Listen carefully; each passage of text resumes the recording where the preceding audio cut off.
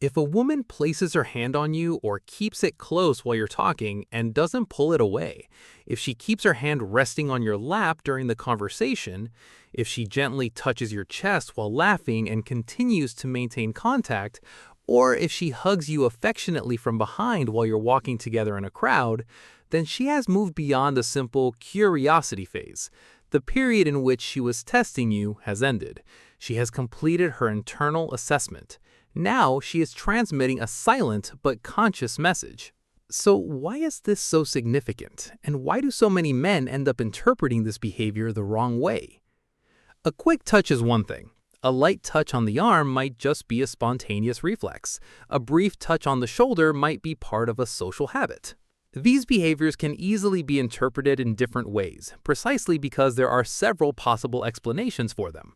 However, prolonged contact, that touch that is initiated, not withdrawn, and remains naturally, is something completely different. In this case, there's a conscious choice. She extends her hand and decides to leave it there. She voluntarily enters your personal space and chooses to remain in that proximity.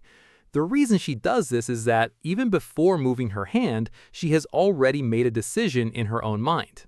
This silent contact in reality conveys a very clear message.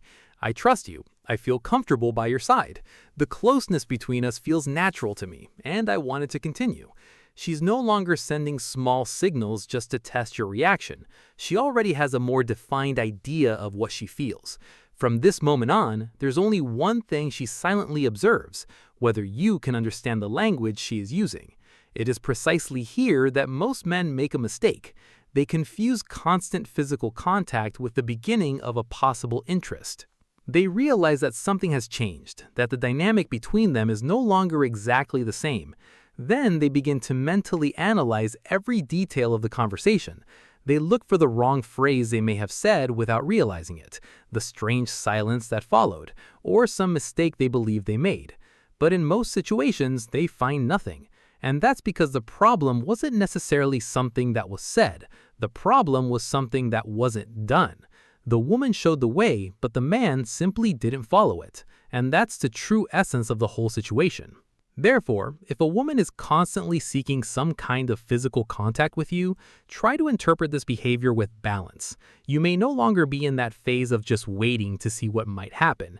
You don't need to keep buying time indefinitely. There's an open invitation before you. But this invitation has a duration that no one announces. There's no visible timer showing how much time is left. Still, this period is limited by her patience and the time she can sustain this connection on her own. Therefore, respond naturally and respectfully, maintaining the calm and self-confidence of someone who recognizes the value of that moment. Naturally reduce the distance between you, matching the level of closeness she has already initiated. Don't always remain withdrawn. Don't let an opportunity pass you by simply because you repeatedly questioned a sign that within that context seemed quite clear.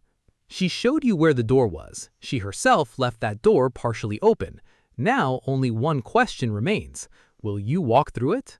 Because it is precisely at this point that everything begins.